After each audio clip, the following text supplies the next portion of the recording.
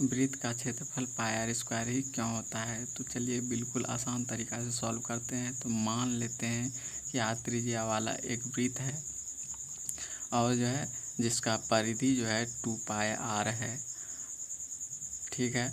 और जो है एक वृत्त हम यहाँ पर ले रहे हैं, यहाँ एक वृत्त हम ले करके उसमें आर त्रिज्या दर्शा देते हैं, ठीक है। हम वृत्त को ले रहे हैं जिसका जो है त्रिज्या आर है और परिधि 2 पाई आर है।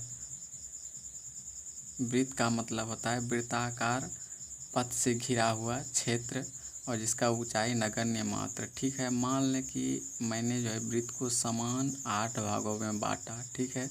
वृत्त को यहाँ ले लिया और इसको जो है 8 समान भागों में हम बांटते हैं, ठीक है। यहाँ हम 8 भागों में बांट दिए।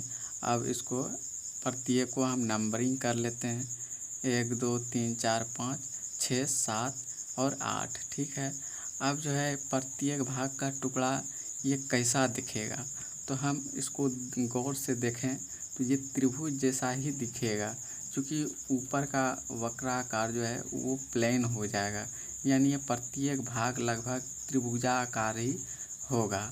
तो ठीक है, तो हम आगे बढ़ते हैं। प्रत्येक भाग को जो है एक के विपरीत उतार लेते हैं, यानी एक कतार में जो है इसको हम एक के विपरीत, यानी एक त्रिभुज हम लिए, अब एक के विपरीत लिए फिर से।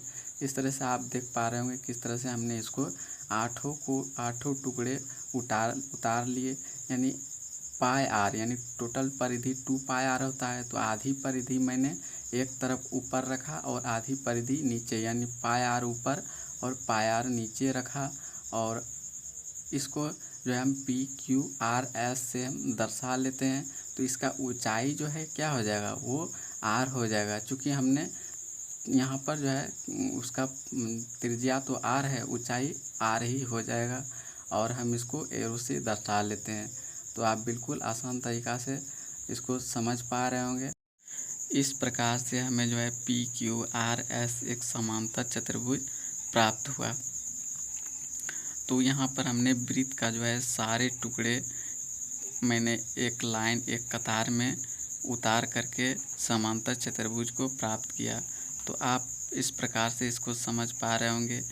और एक बार मैं समझा देना चाहता हूँ कि इसको किस प्रकार से मैंने उतारा। तो देखिए ये जो है प्रत्येक टुकड़े को यहाँ पर मैंने किस तरह से लिया, तो एक टुकड़े को मैंने सीधा रखा तो दूसरी को जस्ट उसके विपरीत में रखे हैं, यानी कि एक टुकड़ा सीधा और दूसरा उसके उलट में। और फिर से देखिए जैसे एक नंबर को मैंने सीधा रखा तो दूसरे को नीचे और फिर तीसरे को सीधा तो चौथे को नीचे रखा। इस प्रकार से मैंने 8 टुकड़े को सजाया, यानी कि जो है आधी परिधि, यानी टोटल 2 पाई आर होता है वृत्त की परिधि। तो आधा भाग जो है ऊपर में हो जाएगा, ऊपर एक तरफ हो जाएगा और नीचे आधा भाग, यानी पाई आर ऊपर में और पाई आर नीचे।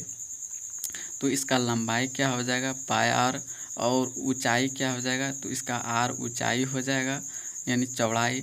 और उसके बाद क्या होगा कि अगर मान लीजिए मैंने 8 भाग किया, आप 100 50 500 कितनों भाग कर लीजिए और प्रत्येक भाग को इस तरह से एक को सीधा एक को उलट करके रखने पर जो है समांतर चतुर्भुज प्राप्त कीजिएगा।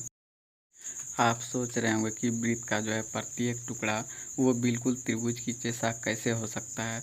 तो अगर मान लीजिए मैंने वृत्त को 8 भाग में बांटा, अगर आप 100 50 150 भाग में कीजिएगा तो जो है वृत्त का बाहरी भाग जो है बिल्कुल त्रिभुज ही जैसा दिखेगा, इसका वक्राकार मान जो है बिल्कुल नगण्य हो जाएगा। तो इसी के आधार पर मैंने इसको त्रिभुज मान करके सजा लिया। अतः वृत्त का क्षेत्रफल बराबर समांतर चतुर्भुज का क्षेत्रफल, चूँकि वृत्त के क्षेत्रफल से ही हमने समांतर चतुर्भुज को बनाया था। चूँकि समांतर चतुर्भुज का क्षेत्रफल क्या होता है आधार गुना ऊंचाई, तो क्या हो जाएगा ये, तो पी क्यू आर एस का क्षेत्रफल क्या हो जाएगा पाई आर गुना आर, यानी पाई आर स्क्वायर। तो इस प्रकार से हमने वृत्त का क्षेत्रफल पाई आर स्क्वायर को सिद्ध किया। चूँकि समांतर चतुर्भुज का क्षेत्रफल बराबर था वृत्त के, तो हमने समांतर चतुर्भुज का क्षेत्रफल ज्ञात कर लिया, तो वृत्त का क्षेत्रफल हमें प्राप्त हुआ। तो इस प्रकार से हम इसको प्रूव कर पाए। तो आप भी 1 2 बार प्रैक्टिस कीजिए। तो मिलेंगे नेक्स्ट वीडियो के साथ। ओके।